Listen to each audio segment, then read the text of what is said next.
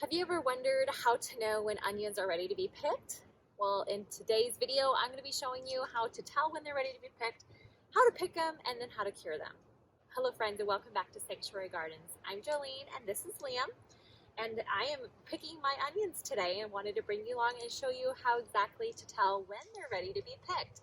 What I have here is I have actually 4 different onion types in my bed. I have a Patterson onion over here, which is like a longer lasting onion that should store really well through the winter. Then I have a red onion that is kind of a little bit smaller. And then I have a smaller yellow onion that is sweet, similar to a Walla Walla, but it's a lot smaller. And then at the very end, I have some leeks. So I'm not harvesting my leeks today. I'm only harvesting some of my onions here.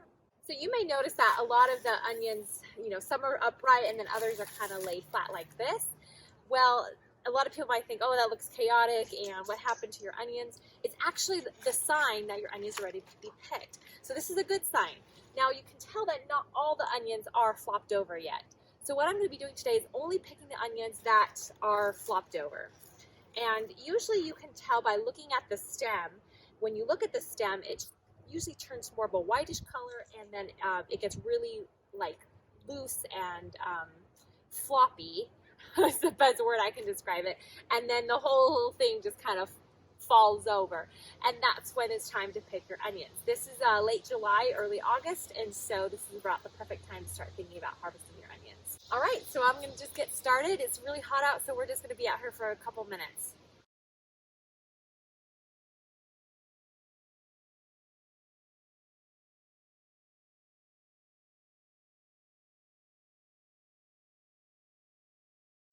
When you feel the stems, you want it to have a lot of give, to be kind of squishy. This one here, even though it's flopped over, the stem part is right at the base where the onion and the stem meet. It's still really hard. So I'm going to leave that one for probably another week or two. But this one here, you can see like it's completely just floppy. They're squishy. There's no firmness to it. Here's my sweet onion. It's a little bit squattier, kind of more like a donut shape, versus my Patterson. Very different. That tastes good. All right, I'd say that was a pretty good harvest. As you can see, there's still quite a few left here that have a little ways to go. Like I mentioned, some of them are flopped over, but the stem isn't quite like floppy enough.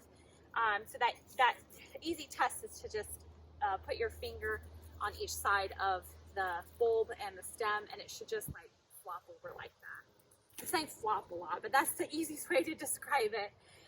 So pretty much I only harvested my Patterson onions today. This is my only sweet onion that I harvested, and my red and my leeks aren't ready. So yeah, we're gonna now take these into the shade and we're gonna start curing them.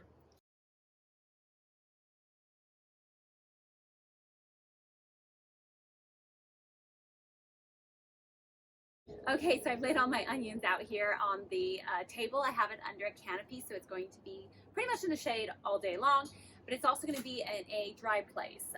So that's really critical. You don't want to have any place that might get rain or moisture, a high moisture, I should say.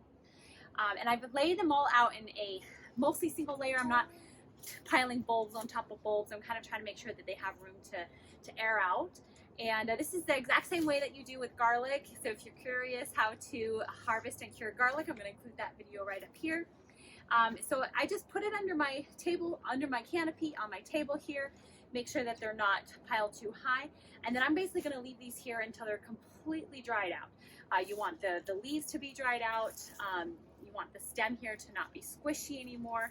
You just want it completely dry. And then at that point, I'll be trimming the stem off and the roots off. And then at that point, you just store it. I gotta make sure my little boy doesn't eat too much of this. And then you store it. And there's lots of different ways to do it. I actually saved some of the mesh onion bags that I get from the store, and I'm gonna store some of them in that. You can also store them in a single layer on like a shelf, things like that. Just make sure that they stay in a cool, dry place.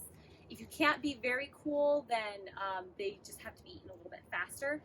So I'm probably not going to have much luck storing this for very long because I don't have a large cool place. I have my garage, but this time of year it's very hot in there. So I'll probably end up storing most of these inside until fall and winter comes and it gets cooler in the garage, and then I'll put them out in the garage.